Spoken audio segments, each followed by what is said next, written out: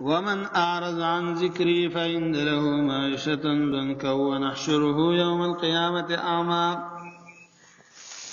وصلى الله رب العالمين د دې زینا الله تعالی تذکرہ کوي د هغه چا چې څوک اعراض وکړي د الله رب العالمین د کلام نه. ومن اعرض عن ذکری، څوک چې اعراض وکړي عن ذکری د ذکر زمانه.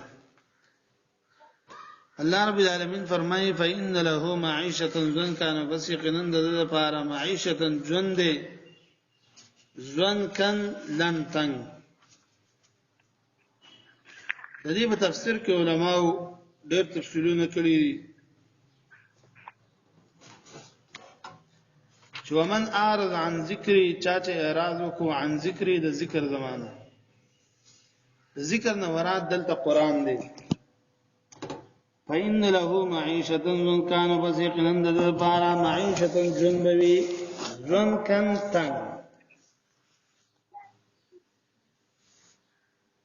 نو د ژوند کنه مراد مفسرین ذکر کوي چې دینه مراد قبر دی، قبر به ولتنګي. یا ومن اعرض عن ذکری، چا چې اعراض وکړو زما د ذکر نه، یعنی زما د وحینا.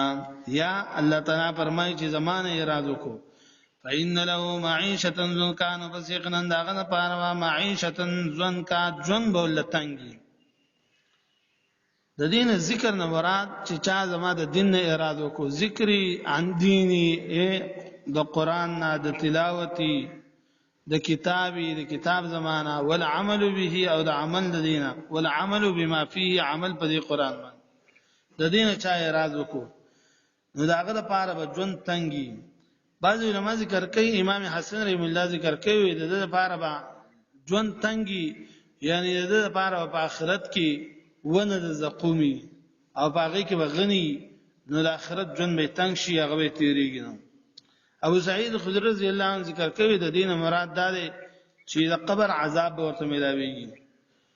او ابو هريره رضی الله عنه ذکر کوي، امام قرطبی رحم الله نقل کړی دی، وای د دې د پختې په یو بل کې ورکړل شي، په قبر کې د پختې په یو بل کې ورننه وځي. ونحشره يوم القيامه اعمى، اور پاسې د دې په ورځ د قیامت باندې دا سی چې دوی وړاندې الله تعالی وړاندې را پاسې. بعض علماء ذکر کوي، علامه الوسی رحم الله ذکر کوي، وی الله رب العالمین به وړاندې را پاسې، خو به فورن سترګې به بناش، سترګې به وغړېږي. نو چې جهنم ویني نو بیا به فورن الله تعالی بیا واپس وړاندې کی. نو دا بنده وې لما حشرتنی، الله تعالی تعذولی سره پاسولم، زما حشر دې سولې وکړو چې زړون یما. نو الله رب العالمین زغ په دنیا کې لیدون کې ما الله رب العالمین ورته وې چې تا ته په دنیا کې زما آیاتونه درغلیو، زما آیاتونه طاهر کړو، زما په آیاتونه باندې تازه نه پیو کولو، نو لہذا وسم زه طاهرو ما. نو د قشان به الله تعالی اړون کوم کی. د دې وجنه علما ذکر کوي چې د الله تعالی په کلام باندې ځان پیه کول دا فرض عین دي. څوک ځان نه پیه کوي نو لکه موږ چې سړی نه پاتې شي، تک شان لیو ګناه ده.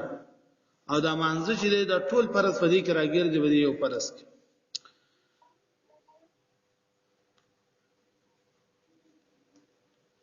ومن اعرض عن ذکری، او چا چې اعراض وکړو، چا چې مخواړو عن ذکری د ذکر زمانہ، د قران زمانہ، د دین زمانہ، د تلاوت د قران نه، د عمل کولو د قران نه.